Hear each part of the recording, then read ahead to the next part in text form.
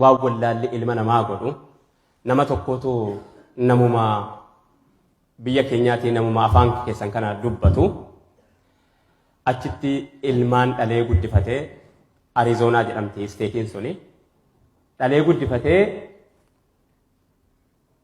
guyyaan isaa geenyaan du'e. Guyyaan isaa geenyaan du'ee biyya sanatti nama awwaaluun hedduu ulfaatti. Akka jireenya namaatiif yaadamu caalaa du'a namaatiifis akkasuma yaadama. Lafti namni itti awwaalamu hedduu expensive qaaliidha. Doolaara 10,000 nama awwaalan. Doolaara 10,000 nama awwaalan namni kun haadha kan kee dhaqee awwaali jettee haati doolaara 10,000 ilmatti kennite. Abbaa kan kee kana dhaqee awwaali duuti nama ajaa'ibaa miti. Akkuma faranjiitti du'a namni rakkoo hin qabu. Du'us akkuma faranjiitti awwaalama rakkoo hin qabu. Achitti duuti namaa hedduu namni bakka itti kennu hin jiru.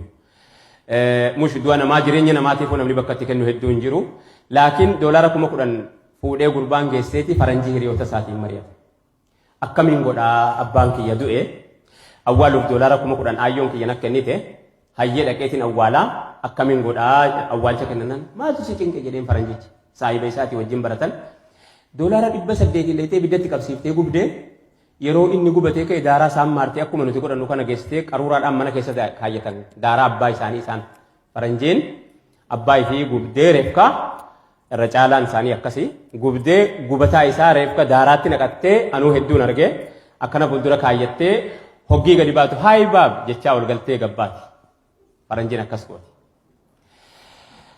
Laakiin nuti jenereeshinii uummachuu dadhabuun abbaan ilmatti laafuu haa ta'uu ilmi abbaa jalaa laafuu haa ta'uu gaabbiin jidduu sana keessatti banaan uumamee jira fakkaataa gurbaan abbaa ofii geesse nama islaamaa ibiddatti shidee qabsiisee gubee daaraa fidee haadhatti kenne. Maal? Daaraa abbaa kiyyaati. Maallaqa hoo? Qarshii 800 gubuu dhiifnee onni nuti awwaalluuf maali? Doolaara 800 gubna. 800 gubuutu irra bareedaadha. Abbaa qarshii du'aatti 10,000 baasurra. Hayyee as geesse addunyaan.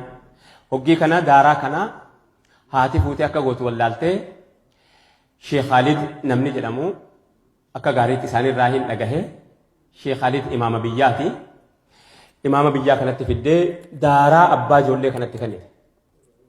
Daaraa qaruuraatti naqamee reefka abbaa ijoollee kanatti kenninaan sheeyni fatwaa irratti mujtamaa warra Ameerikaanii keessaa wal mari'atanii onlaayinii irratti hedduu waliin haasawanii akkamiin godha jennaan daaraa abbaa sana gaawwanni nuti har'a qabnu daaraan isaatis eegaysa gubaniitu malafee isaa ammaaranii fidanii reefkuma irratti awwaal irratti salaataa jennaan daaraa abbaa irratti salaatamee daaraan abbaa awwaalamee kana mudanne alaa kulli haal.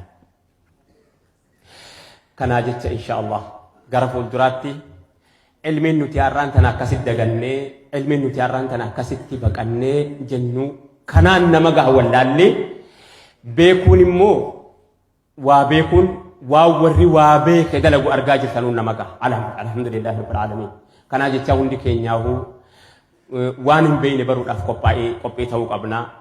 Biyya keenya keessatti faa akkamitti akka ulamoonni gara gurguddaan qaraan nama hedduudhaan irraa qoradhe akkamitti akka qaraan hedduun irraa gaggaafadhe warra manguddootii hedduu argachuu hiree argadhe warra gaggaafadhe warra irra jiran keessaa hedduun irraa argadhe